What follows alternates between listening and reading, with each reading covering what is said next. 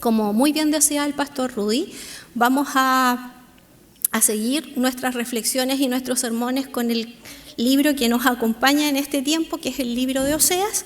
Así que les voy a pedir que ahí en sus Biblias puedan buscar el capítulo 8 a través de, no sé, si tienen su celular, pueden conectarlo y buscarlo. Si lo tienen físico también lo pueden hacer. También va a ser proyectado, pero acompañemos entonces la lectura. Yo lo voy a leer en mi versión es NBI, así que vamos a leerlo en el nombre del Señor. Dice así: da el toque de trompeta, un águila cierne sobre la casa del Señor. Han quebrantado mi pacto y se han rebelado contra mí, contra mi ley, y ahora vienen a suplicarme. Dios de Israel, te conocemos, pero Israel ha rechazado el bien, así que un enemigo lo perseguirá. Establecen reyes que yo no apruebo, escogen autoridades que no conozco. Con su plata y su oro se hacen imágenes para su propia destrucción. Samaria, arroja el becerro que tienes por ídolo. Contra ustedes se ha encendido mi ira. ¿Hasta cuándo estarán sin purificarse? Oye, Israel, ese becerro no es Dios, es obra de un escultor. Ese becerro de Samaria será hecho pedazos. Sembraron vientos y cosecharán tempestades. El tallo no tiene espigas y no producirá harina. Si acaso llegara a producirla, se la tragarían los extranjeros, pues a Israel se lo han tragado y hoy es de poca estima entre las naciones. Los israelitas subieron a Asiria, se apartaron como terco asno salvaje, y Efraín se ha comprado amantes. Pero aunque se los compre entre las naciones, de allí volveré a reunirlos y comenzarán a retorcerse bajo la opresión de un rey poderoso. Efraín edificó muchos altares para expiar sus pecados, pero estos se han convertido en altares para pecar. Yo podría escribirle mi ley muchas veces, pero ellos la verían como algo extraño. Me han ofrecido sacrificios y ofrendas, y se han comido la carne, pero eso a mí no me agrada. Voy ahora a tomar en cuenta sus perversidades, y castigaré sus pecados, y tendrán que regresar a Egipto.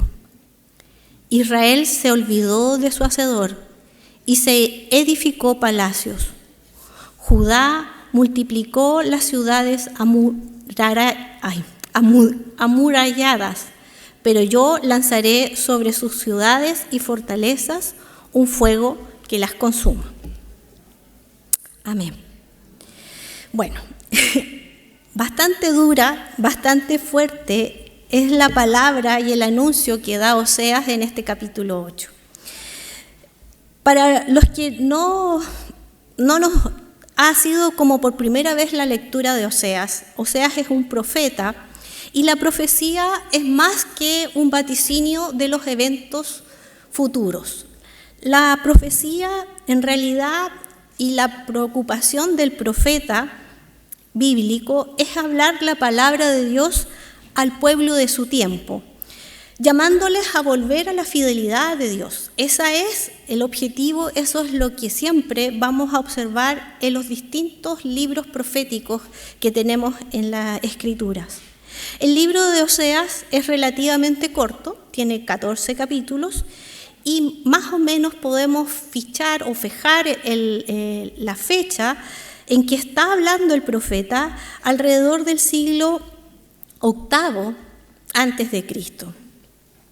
Cuando se nos habla un poco de Israel, debemos pensar que estamos en el tiempo en que el reino se ha dividido y existen dos reinos, el norte y el sur.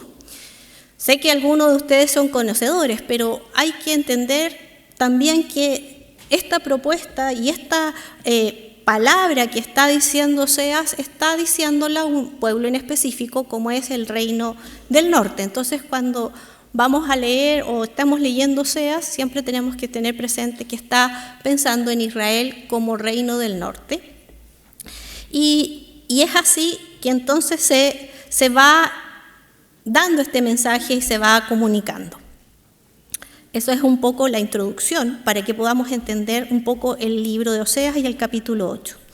Durante varias semanas hemos estado analizando este mensaje, esta profecía, y se han determinado distintos mensajes, distintos sermones, pero de todas ellas Oseas tiene algo que decirle al pueblo y están en un momento culminante, están en un momento muy determinado para una serie de eventos que van a producirse si escuchan a Dios o no en su mensaje.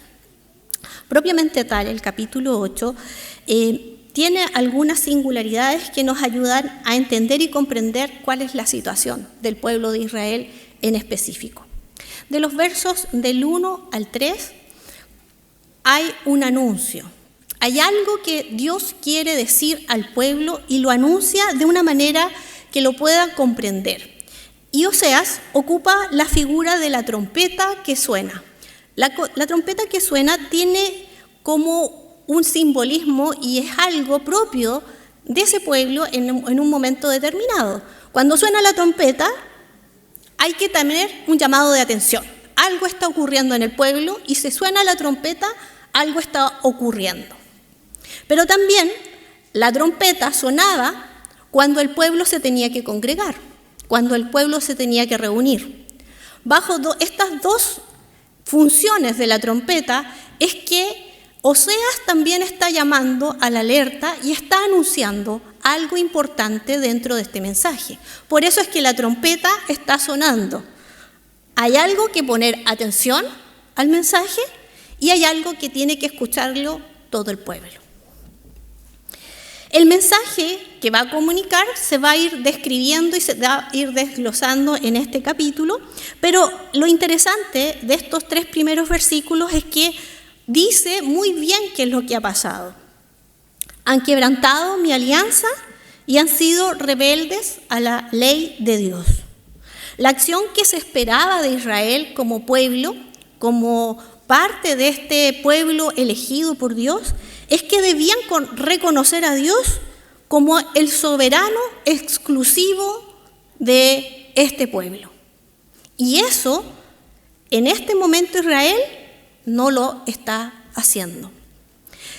Se acercan, dice el versículo, se acercan hablando y gritando, reconocemos a Dios. Lo dicen, pero hay algo que está en su acción que están diciendo, rechazamos a Dios.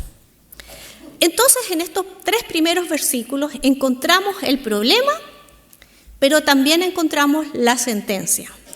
Y la sentencia de este anuncio es que Israel ha rechazado el bien y un enemigo lo va a perseguir. Han quebrantado la ley, han desechado el bien. Y esto es muy interesante porque vamos a ir a lo largo de esta reflexión y de esta lectura que hacemos de Oseas, nos vamos a dar cuenta qué significa rechazar el bien. De los versos del 4 al 7 vamos a encontrar una sección donde nos va a especificar o describir la anarquía política y la idolatría que se veía en este pueblo. Pueden que reconozcan a Dios, como les decía, con sus palabras, con gritos, que es Dios, pero sus acciones están muy alejadas. Y dentro de esas acciones que están muy alejadas, fíjense, hay algo que Dios tiene que decir de las acciones a nivel político. Y eso está en el verso 4. Los reyes y príncipes que han escogido el pueblo, él, dice Dios, no los conozco. Lo que ha elegido la sociedad, lo que ha elegido este pueblo, Dios dice, no lo conozco. aproximadamente 10 años, en 10 años, en Israel se levantaron 5 reyes, de los cuales 3 alcanzan el poder de ser rey a través de asesinatos. Una situación compleja políticamente. Hay luchas de poder, hay situaciones que están y que por ciertas conveniencias uno y otro rey sirve para ciertas tribus. Y fíjense que Dios en estas, se podría decir, alianzas estratégicas o en estos homicidios o asesinatos, dice, yo no estoy con estos gobernantes. Yo no he participado de esto, ustedes no me han preguntado nada. Israel reconoce a Dios, no lo reconoce, reconoce a estas autoridades, pero Dios que tiene la autoridad, como dice en alguna parte de las Escrituras, de poner reyes y sacar reyes, dice, yo desconozco esto que están haciendo. Dios está viendo lo que sucede en la sociedad y Él dice, yo no me hago parte de esto. El verso 5 y 6 señala otro aspecto en los cuales también vemos cómo se están rechazando este bien y cómo se están alejando de Dios. Un intento religioso de Israel es que va a construir altares y ofrecen sacrificios a su manera. Construyen estos altares, construyen estos ídolos, estas figuras y intentan reconocer a Dios. Pero Dios no está ahí. El becerro dice, va a ser destruido. No es Dios. Israel ha perdido su pureza. Israel ha hecho que la idolatría entorpezca su razonamiento, porque cada vez es tan difícil reconocer a Dios con estos ídolos que en realidad está rechazando de a poco a Dios y reconoce en otros ídolos, en otras figuras, en otras cosas a Dios, pero Dios no está en ese lugar. Han rechazado el bien en lo que supuestamente es lo religioso, pero no dan testimonio. Dios no está en ese lugar. El verso 7 es muy interesante, porque aquí da cuenta de una consecuencia económica. Hemos visto en la política, hemos visto en lo religioso y hemos visto el aspecto entonces ahora económico. Sembraron vientos y cosecharán tempestades. Este sería un aforismo, que es una frase o una sentencia breve, y señala que no van a aprovechar nada del trabajo que ellos realicen, porque otros van a disfrutar de ese esfuerzo que han realizado.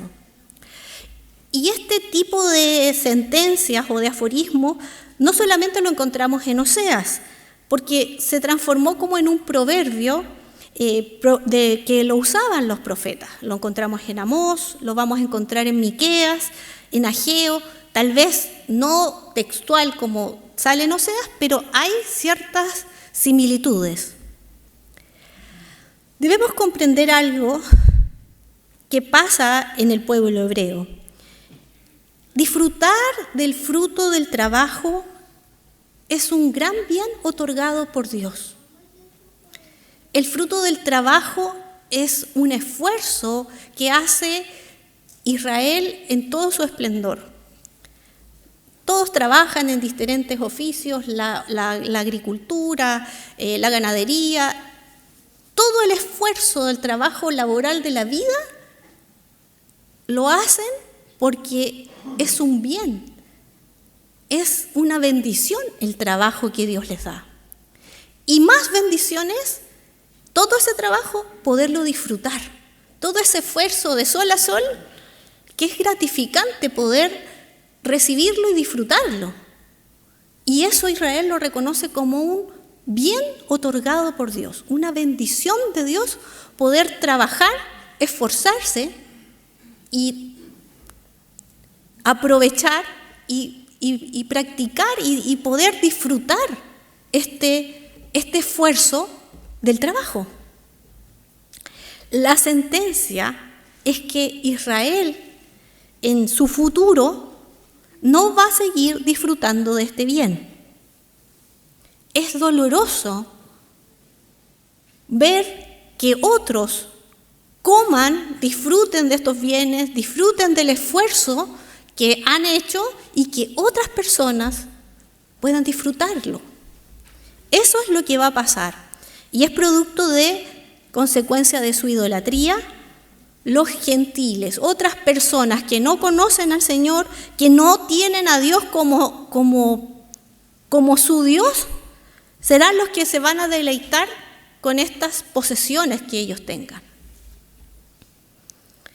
De los versos del 8 al 14, sigue hablando acerca de estas implicancias políticas de Israel, y hay algo interesante. Dios dice que ha escogido al imperio asirio como un instrumento de castigo.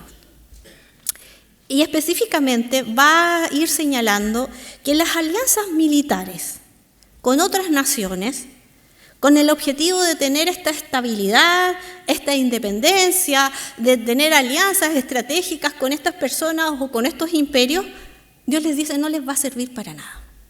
O sea, cualquier cosa que ustedes hagan, cualquier alianza que ustedes hagan, y en paz, estas alianzas, Oseas en este capítulo le dice, con la compra de estos amantes. Estas situaciones, ustedes van a tratar de comprarlos, pero no va a resultar. Yo ya dije la sentencia que Dios está diciendo. Hay otra cosa que es interesante en estos versículos que habla acerca de Egipto. Habla acerca de Egipto como un símbolo histórico y teológico. Habla porque a pesar de que Israel está en el siglo VIII y las personas que están viviendo en este reino no pasaron la esclavitud de Egipto, no pasaron las plagas, no pasaron el desierto, no pasaron todas esas situaciones, es otra generación, han pasado miles de años, pero la conciencia histórica está. Israel conoce que Egipto fue un momento importante en su vida como historia de nación. Por lo tanto, decir Egipto es decir esclavitud, es decir opresión, pero también es liberación y salvación. Hay dos símbolos ahí. Pero lo que Dios está diciendo al pueblo es que van a llegar a un punto cero. Van a llegar a nuevamente la esclavitud, van a regresar a una nueva esclavitud, y la destrucción de este reino del norte va a ser completa. No hay nada, no va a quedar nada. Punto cero, eso significa.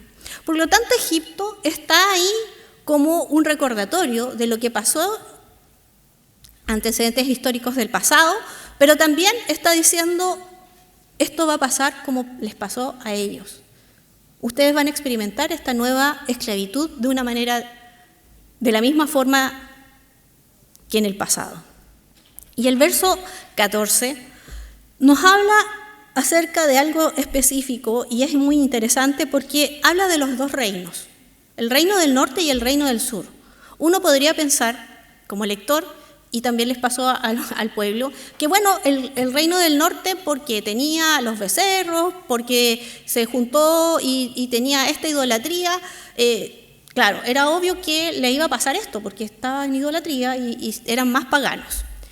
Y a Judá no le va a pasar porque tiene el templo, porque no se construye ídolos, pero el verso 14 nos dice que tanto Israel como reino del norte y Judá como reino del sur, los dos han roto el pacto, los dos han desobedecido, los dos han rechazado a Dios.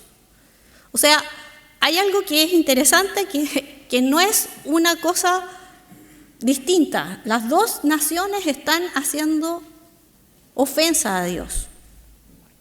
En resumen, Oseas no solamente se va a referir a prácticas externas o religiosas que podemos ver, sino que en realidad está también dándonos a entender que toda la acción del ser humano en todas sus dimensiones es importante para Dios. No es solo una infracción a la ley de Dios, sino que se está describiendo un distanciamiento progresivo de Israel y un rechazo que todo el pueblo de Dios está haciendo, desde las autoridades hasta el más humilde del pueblo. Es todo. Y esto nos alerta a nosotros.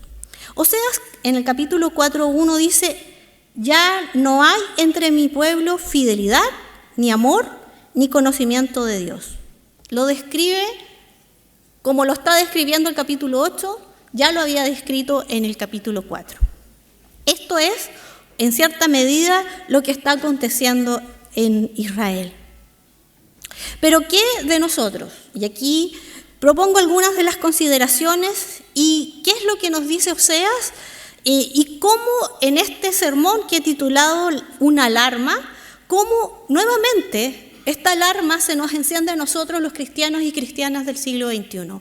Cómo esta alarma que Oseas está diciendo a tantos años de distancia se enciende para nosotros como una alerta.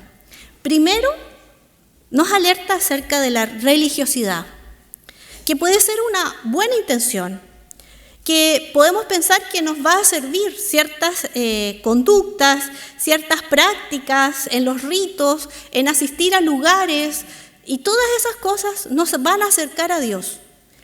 Pero a veces estas prácticas se quedan en solo prácticas. Hoy son importantes, como el bautismo es importante, pero no es el todo. No es solamente el bautismo, no es solamente asistir a un templo un día domingo, no es solamente leer la Biblia en tal o cual salmo o en cual o cual sección de la Biblia. No es solo eso, es mucho más. Y hoy lo tenemos como mucho más porque tenemos a Cristo. Y en Cristo tenemos sus enseñanzas y esas debemos entenderlas y aplicarlas a nuestra vida. Debemos ir buscando y aprendiendo de Cristo a través de sus enseñanzas para encontrar ese camino correcto.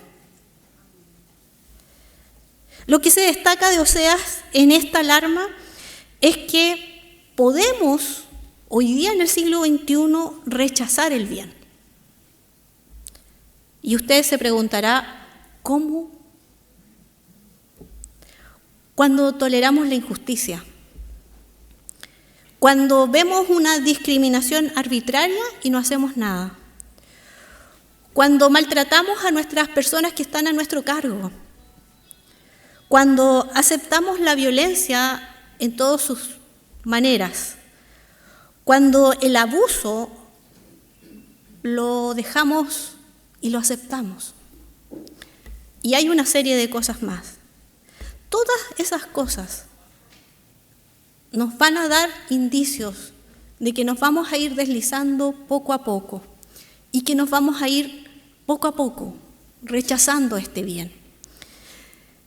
Y usted dirá, ¿pero cómo? Yo decía que las enseñanzas de Jesús que nos dejó Jesucristo nos ayudan y nos enseñan y nos orientan. Respecto a la ley, Jesús señaló algo en Mateo 22, 36 al 40. Ante la pregunta que le hacen, Maestro, ¿cuál es el gran mandamiento en la ley? Jesús les dijo, amarás al Señor tu Dios con todo tu corazón y con toda tu alma y con toda tu mente. Este es el primero y grande mandamiento. Y el segundo es semejante. Amarás a tu prójimo como a ti mismo. De estos dos mandamientos depende toda la ley y los profetas. Cada vez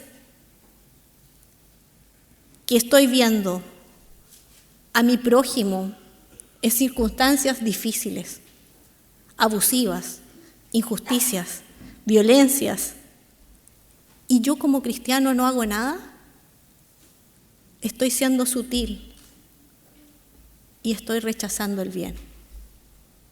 No van a traer consecuencias inmediatas, pero poco a poco me voy deslizando, me voy apartando. La práctica religiosa puede llevarnos a buscar a Dios donde no está. Y nos podemos confundir con que su presencia está ahí, pero son nuestros propios deseos, nuestros propios anhelos. Y Dios no está en ese lugar. Lo segundo es el poder. El poder puede ser un medio para acceder a un tipo de vida donde quienes son nuestros amigos o quienes nos deben un favor nos van a dar cierta seguridad porque nos van a abrir caminos o como alguna cierta ayuda que por tener esas alianzas me va a ayudar. Y otras veces no va a ser el poder, sino que van a ser las riquezas. Riquezas que también nos permiten tener beneficios. El poder económico podemos adquirir ciertos bienes de todo tipo. Pero nuevamente, Oseas hace reflexionar y nos pone una alarma. Cuando estas alianzas, amistades o estos bienes se ponen en el lugar de Dios y confiamos más en ellos que en Dios, al igual que Israel y Judá, podemos construir templos, podemos construir ciudades, pero nos hemos olvidado de nuestro Hacedor. Cuando colocamos en un lugar al que le pertenece a Dios y colocamos el poder, colocamos amistades, confiamos más en lo que pueden hacer los pitutos, confiamos más en lo que puede hacer mi billetera, más que en Dios, estamos olvidando de nuestro Hacedor. Estamos olvidándonos de Dios. Estamos rechazando el bien. La confianza y la seguridad está en todas estas cosas, el poder, la amistad, el dinero, pero en realidad no tiene valor frente a Dios. La alarma que enciende Oseas en el siglo VIII, hoy día, en el siglo XXI, nos hace reflexionar en cómo nos acercamos a Dios, cómo es nuestra comprensión de Dios. La santidad no es algo solamente invisible, y es lo que nos hace reflexionar Oseas. No es solamente reconocer a Dios y decir, yo soy cristiano, yo reconozco a Dios. Eso también lo hizo Israel. Hay acciones concretas que van a dar evidencias de que estoy reconociendo a Dios en mi vida, que Él es quien gobierna mi vida, en el sentido más amplio de la palabra, en todas las áreas de mi vida. Dios está y lo reconozco. Debo constantemente, entonces, como cristiano, como seguidor de Jesús, buscar. Debo constantemente comprender las enseñanzas de Jesús. Debo constantemente atender a los llamados que Dios nos da, los alertas que Él nos está diciendo. Debo constantemente analizar y hacer, buscar y aprender. Pero esto no lo puedo hacer en solitario. Necesito al cuerpo de Cristo. Necesito esta compañía, porque allí voy a encontrar la guía y la edificación de otros y otras que están buscando también aprender del Señor, de las cosas que el Señor está haciendo. Juntos nos animamos, juntos nos corregimos, juntos perseveramos en el Señor, juntos aprendemos a confiar en Dios. Es tan importante este cuerpo porque aquí es donde nos edificamos los unos a los otros. Y es como cuerpo que también podemos reconocer a nuestro Hacedor, en lo que está haciendo en tu casa, en lo que está haciendo en tu trabajo. Mira cómo el Señor te ha hecho. Eso es obra del Señor. Aquí, en este grupo pequeñito que es la Alianza de Providencia, somos parte de un grupo más grande que es el cuerpo de Cristo. Pero aquí nos edificamos, aquí estamos. Aquí nos aprendemos y somos desafiados. El horizonte que el Señor nos pone es mucho más lejano. Lo que hace el capítulo 8 es desafiarnos a nuestra manera que entendemos de ser cristianos hoy. Y las alertas que se encienden son para advertirnos, para examinarnos, para ver qué es lo que estamos haciendo y cómo lo estamos haciendo, para preguntar. Porque ese es el tiempo que la alarma se encendió y que el Señor nos ayude a poder cambiar lo que necesita ser cambiado y fortalecer lo que estamos haciendo de manera correcta. Que el Señor nos ayude. No es solamente reconocer de palabra. Las acciones son importantes en nuestra vida como testigos en esta ciudad de Cristo. Que el Señor nos ayude. Oremos al Señor. Te damos muchas gracias, Señor,